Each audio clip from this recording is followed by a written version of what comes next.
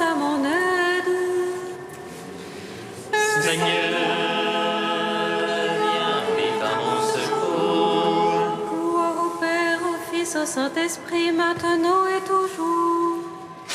Dans les siècles, Amen. Alléluia.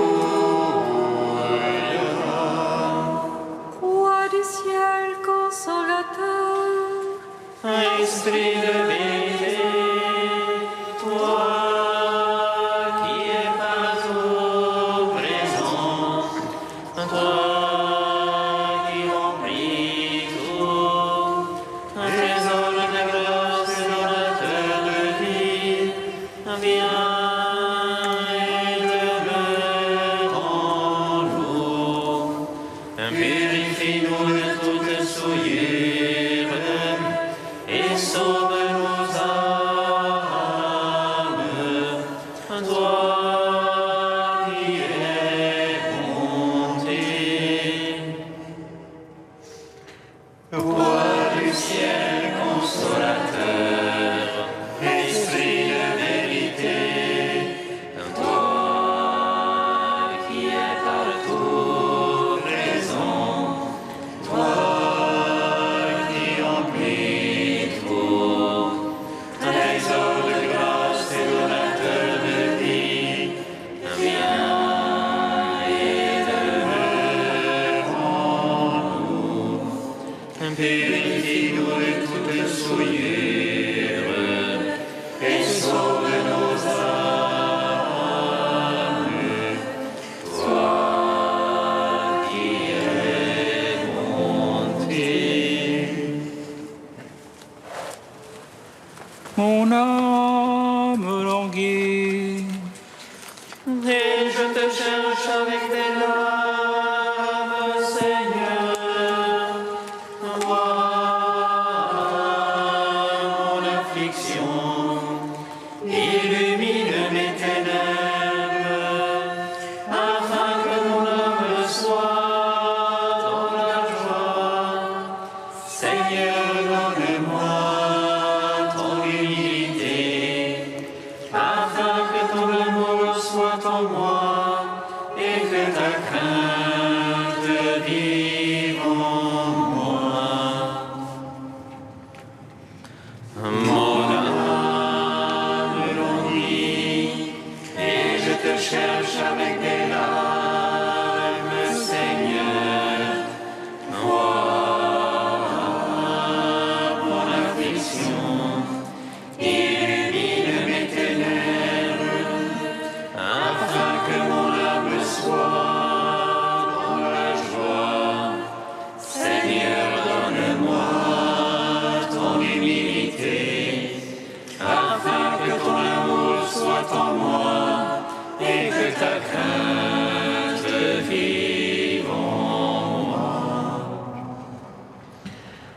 Mon âme languit et je te cherche avec des larmes, Seigneur.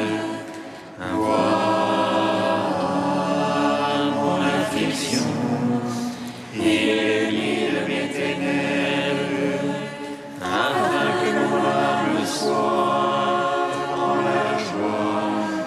Seigneur, donne-moi ton humilité, afin que ton amour soit en moi et que ta crainte vive en moi. Psaume 118, strophe 7. Oh, cantique pour moi, Seigneur, ta parole.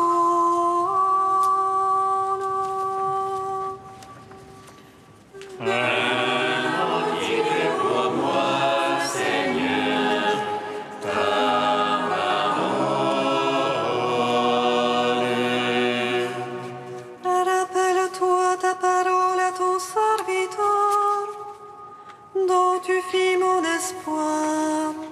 Voici ma consolation dans ma misère. La promesse me vivifie. Laisse superbement bafoué à plaisir. Sur ta loi, je n'ai pas fléchi. Je me rappelle tes jugements d'autrefois. Seigneur, je me console. La fureur me prend devant les impies qui délaissent ta loi. Pratique pour moi tes volontés. Oh, ma demeure d'étranger. Je me rappelle dans la nuit ton nom et j'observe ta loi.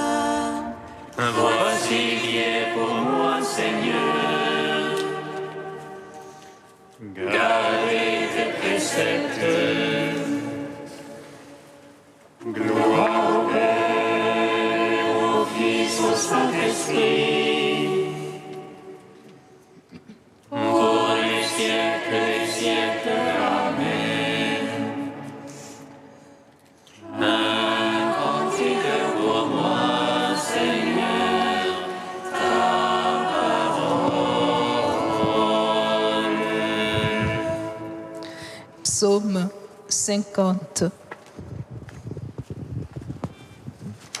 Seigneur Jésus, Fils du Dieu vivant, prends pitié de moi, pécheur.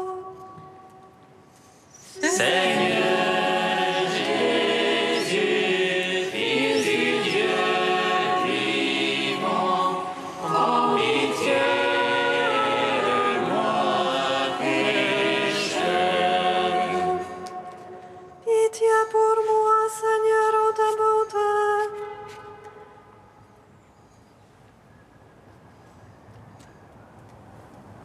Pitié, Seigneur, en ta bonté, en ta tendresse, efface mon péché. Lave-moi de toute malice et de ma faute, Seigneur, purifie-moi. Car mon péché, moi, je le connais, ma faute est devant moi sans relâche. Contre toi, toi seul, j'ai péché, ce qui est mal à tes yeux, je l'ai fait. Ainsi tu es juste quand tu prononces, sans reproche lorsque tu juges. Vois mauvais, je suis né, pécheur, ma mère m'a conçu. Mais tu aimes la vérité au fond du cœur, instruis-moi les profondeurs de la sagesse. Purifie-moi avec l'hysope, je serai net, lave-moi, je serai blanc plus que neige. Rends-moi le son de la joie et de la fête, et qu'il danse les eaux que tu broyas. Détourne ta face de mes fautes, efface de moi toute malice. Ô Dieu, fais pour moi un cœur pur, restaure ma poitrine un esprit ferme. Ne me repousse jamais loin de ta face, ne retire pas de moi ton Esprit Saint.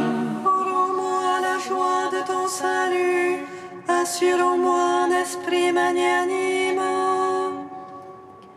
Ô pécheur, j'enseignerai tes voies, à toi seront drôles les égarés. Affranchis-moi du sang, Dieu mon Sauveur, et ma langue acclamera ta justice. Seigneur, ouvre mes lèvres, et ma bouche publiera ta louange. Tu ne prendrais aucun plaisir au sacrifice, si j'offre un holocauste, tu n'en veux pas. Mon sacrifice, c'est un esprit brisé, d'un cœur broyé, tu n'as point de mépris. Veuille accorder à Sion le bonheur, et rebâtir Jérusalem en ses murailles. Tu te plairas au juste sacrifice, On offrira les présents sur ton autel. Rends gloire au Père Tout-Puissant, à son Fils Jésus-Christ le Seigneur, à l'Esprit qui habite en nos cœurs, pour les siècles des siècles. Amen. Seigneur Jésus, Fils du Dieu vivant, prends pitié de moi, pécheur. Psaume 51.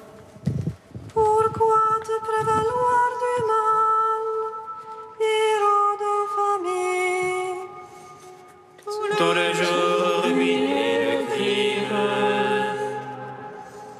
artisan d'imposture.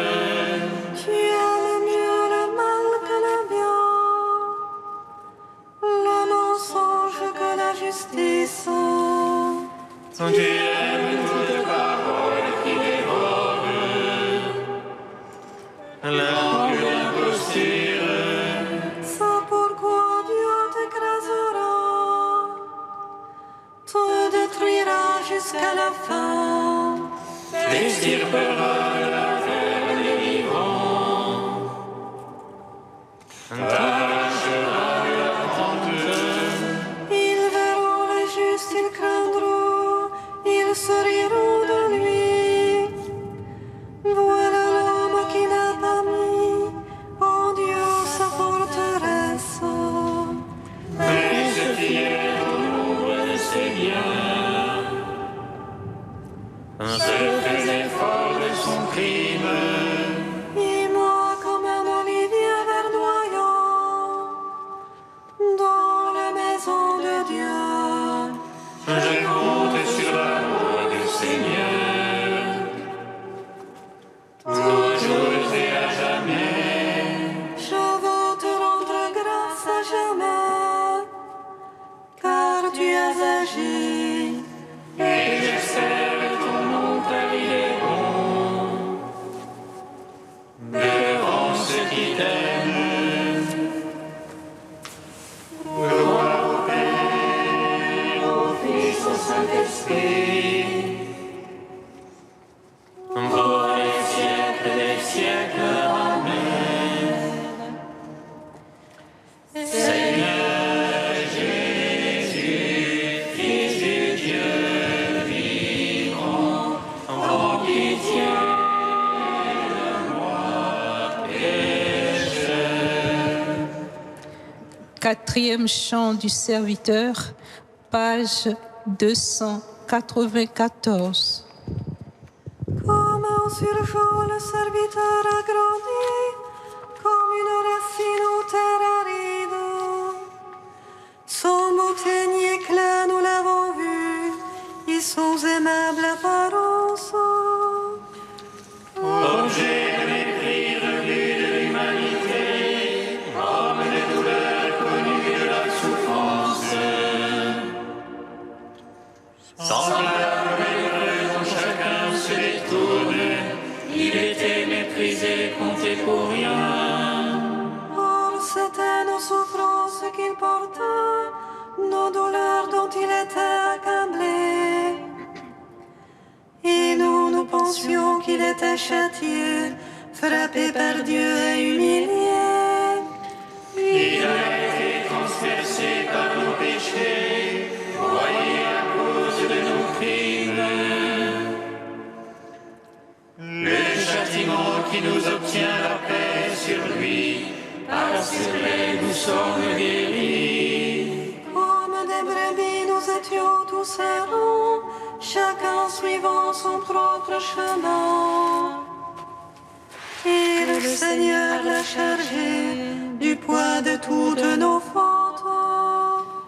Affreusement traité, il s'humilié, il n'ouvrait pas la bouche.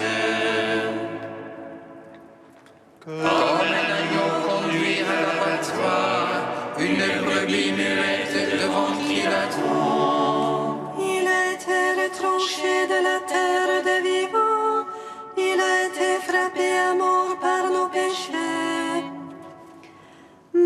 s'il fait de sa vie un sacrifice d'expiation, il verra sa descendance et prolongera ses jours. Ce qui plaît au Seigneur par lui s'accomplira après les épreuves de son âme. Il verra la lumière et sera comblé éternellement. Rends gloire au Père Tout-Puissant, à son Fils Jésus-Christ le Seigneur, à l'Esprit qui habite en nos cœurs, pour les siècles des siècles. Amen.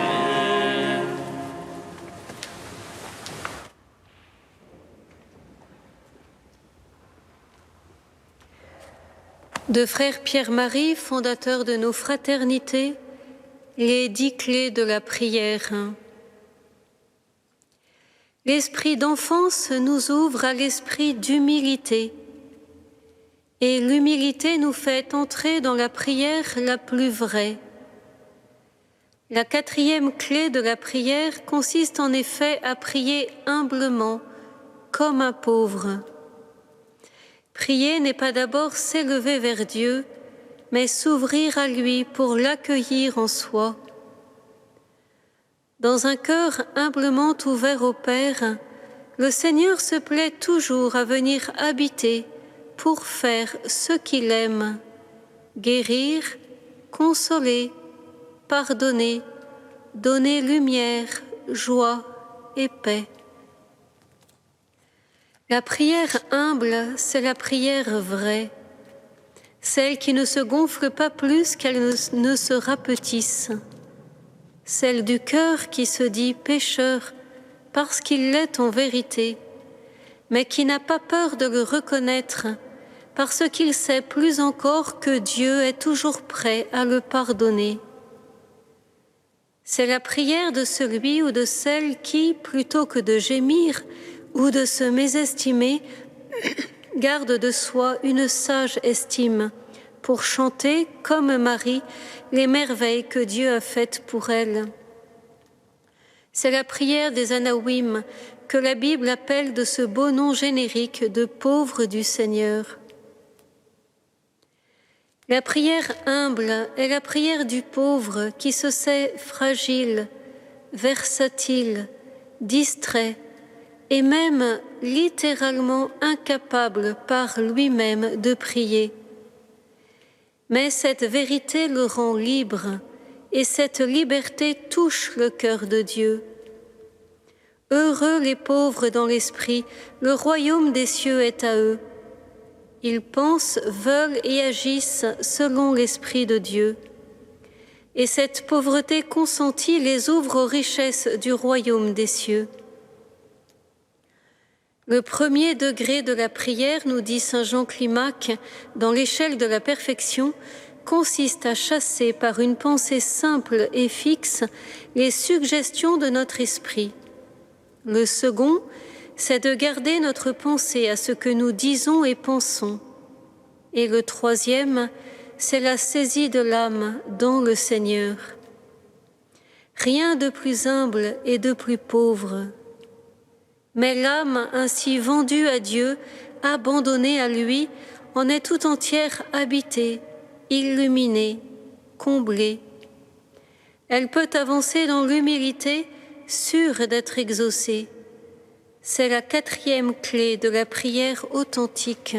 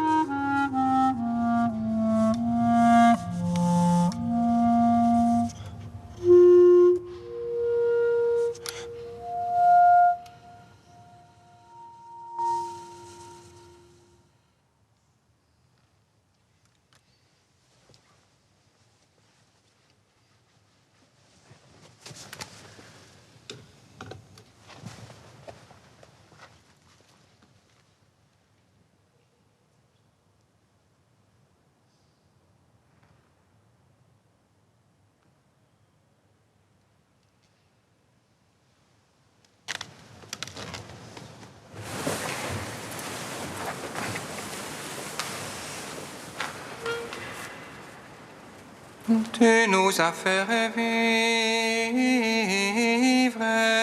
Seigneur Jésus, toi qui nous donnes le salut. Tu nous as fait revivre, Seigneur Jésus, toi qui nous donnes le salut. Nous avons d'avance espéré dans le Christ, et vous avez reçu la marque de l'Esprit Saint. Tu nous as fait revivre, Seigneur Jésus, toi qui nous donnes le salut.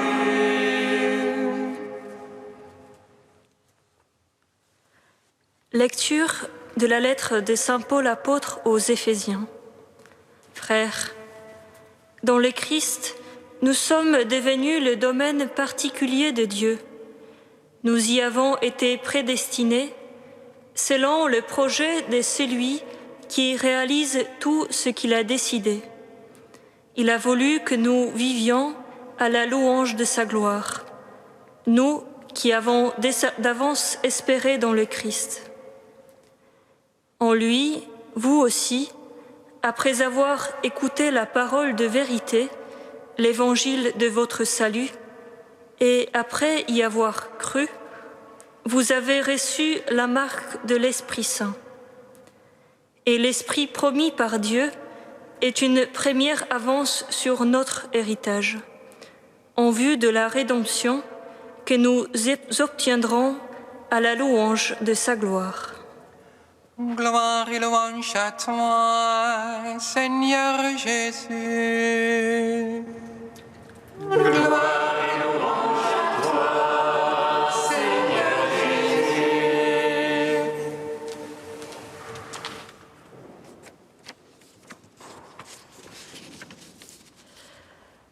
En ce premier chapitre de l'Épître aux Éphésiens, Paul nous livre l'une de ses plus belles contemplations.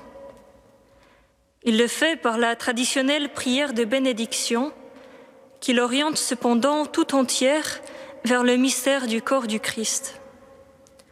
En quelques lignes seulement, il reprend toute l'histoire du salut, et il la présente en deux temps, en deux perspectives, on dirait même en deux histoires. Il commence par nous. En lui, nous sommes devenus le domaine particulier de Dieu. Et il évoque ainsi l'élection du peuple d'Israël et la première alliance que Dieu a voulu conclure avec eux, en les sanctifiant, en les mettant à part. Chacun d'eux a été marqué dans sa chair par le signe de la circoncision. Ils ont reçu une loi, une terre, une liturgie, des promesses, comme nulle autre nation. Leur espérance devait cependant être purifiée par la prédication des prophètes et la lecture assidue de la parole de Dieu. Ensuite, Paul parle de « vous » et s'adresse ainsi aux croyants issus des nations païennes, donc étrangères à la première alliance. Et étonnamment, il reprend à quelque près les mêmes termes. Nous aussi, qui écoutons cette parole aujourd'hui, nous sommes donc marqués d'un signe, celui de l'Esprit Saint cette fois-ci. Nous avons été sauvés par le moyen de l'annonce de l'Évangile. Nous devenons destinataires de la même parole par laquelle Dieu se révèle à nous. Enfin, nous aussi, nous nous découvrons héritiers, puisque nous possédons déjà irréversiblement l'Esprit de Dieu, lui qui atteste à notre esprit que nous sommes enfants de Dieu, pour reprendre l'expression de la lettre aux Romains. Loin, très loin d'opposer ces deux chemins, Paul fixe son regard sur la personne du Christ, car c'est en lui, et il le souligne avec force, qu'il voit la récapitulation de toute l'histoire humaine. non pas un retour à l'état d'avant le premier péché, mais une nouveauté absolue. Des deux, le juif et le païen, il a fait une seule réalité. À partir des deux, le juif et le païen, il a voulu créer en lui un seul homme nouveau, en faisant la paix et réconcilier avec Dieu les uns et les autres, en un seul corps, par le moyen de la croix. En sa personne, il a tué la haine, dira-t-il explicitement un peu plus loin. Comment ne pas partager l'émerveillement de Paul devant un si grand mystère? Si l'élection d'un unique peuple faisait partie du plan de Dieu, elle n'était qu'au service du salut de l'humanité tout entière. Toute élection, grâce ou don particulier de Dieu, est toujours pour que grandisse la foi, l'espérance et la charité de l'ensemble des croyants. Il veut aussi que l'expérience spirituelle de l'un aide l'autre à grandir. Son dessein bienveillant tient compte du cheminement et de la liberté de chacun.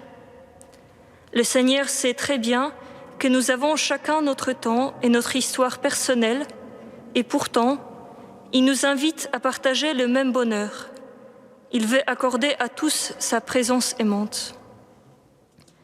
Avec une fidélité infatigable, le Seigneur nous assiste sur ce chemin, tout comme il le faisait pour Abraham, Moïse, David ou Paul. Chaque fois que nous ouvrons la Bible pour notre lecture personnelle ou que nous l'entendons à la liturgie, par sa parole, le Christ vient nous réconforter, nous encourager ou nous avertir. Il nous rassemble auprès de lui à chaque Eucharistie où lui-même, en tant que grand prêtre et première liturge, adresse au Père la prière de louange et d'intercession. Il nous donne à chaque fois son Esprit Saint pour nous raffermir dans notre vocation des fils et des filles du Père. À celui qui peut réaliser par la puissance qu'il met à l'œuvre en nous, infiniment plus que nous ne pouvons demander ou même concevoir, gloire à lui dans l'Église et dans le Christ Jésus, pour toutes les générations, dans les siècles des siècles. Amen.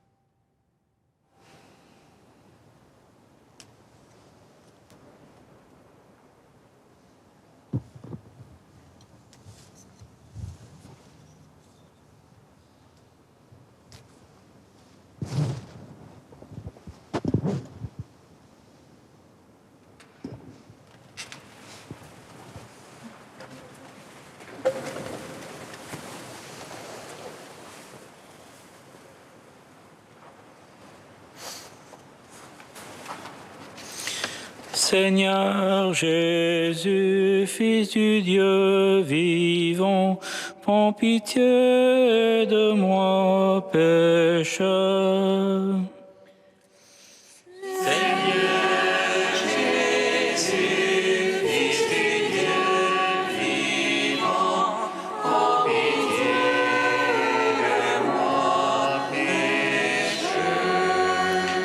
Seigneur, en cette fête de Marguerite Marie Alacoque, nous te prions pour le Sacré-Cœur, pour que le Sacré-Cœur soit adoré et qu'il règne sur la terre.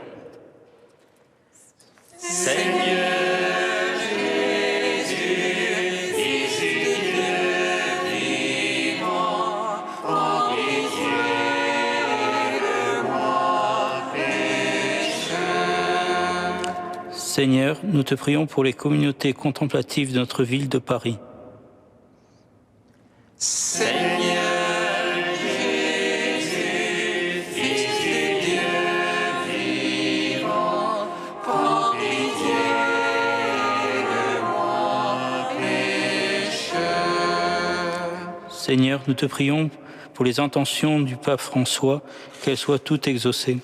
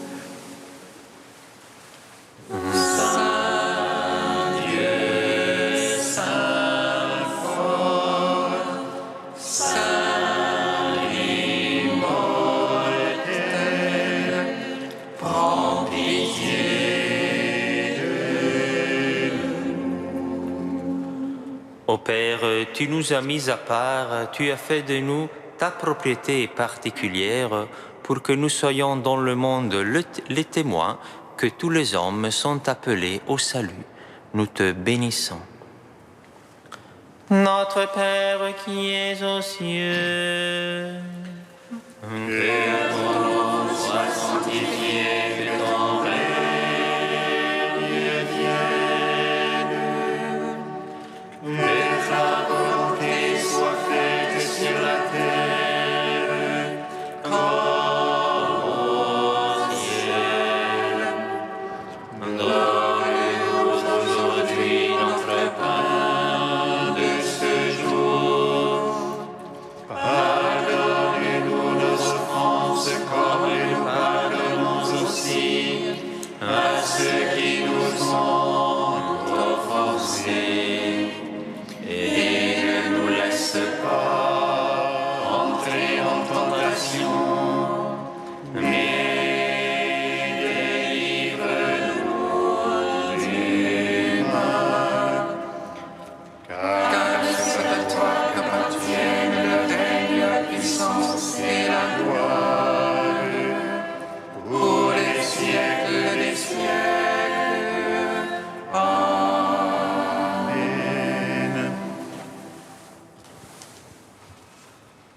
nous t'en prions, Seigneur, que ta grâce nous dévance et qu'elle nous accompagne toujours pour nous rendre attentifs à faire le bien sans relâche. par Jésus-Christ ton Fils, notre Seigneur et notre Dieu, qui règne avec toi et le Saint-Esprit, maintenant et pour les siècles des siècles. Amen. Bénissons le Seigneur.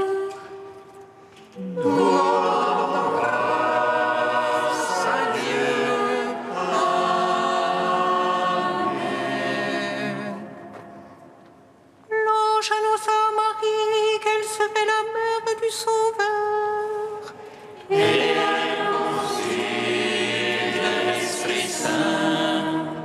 Réjouis-toi, Marie, pleine de grâce, le Seigneur est avec toi. Tu es bénie entre les femmes et Jésus, le fruit de ton sein, est béni. Voici la servante du Seigneur. Qu'il me soit fait selon ta parole. Réjouis-toi, Marie, pleine de grâce, le Seigneur est avec toi. Tu es bénie entre les femmes et Jésus, le fruit de ton sein, est béni. Et le Verbe s'est fait chair. Et il a demeuré parmi nous. Réjouis-toi, Marie, pleine de grâce, le Seigneur est avec toi.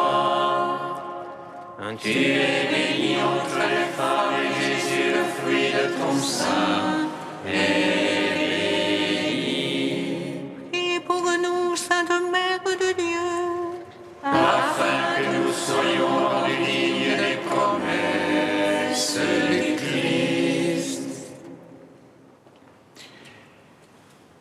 Misericordias Domini.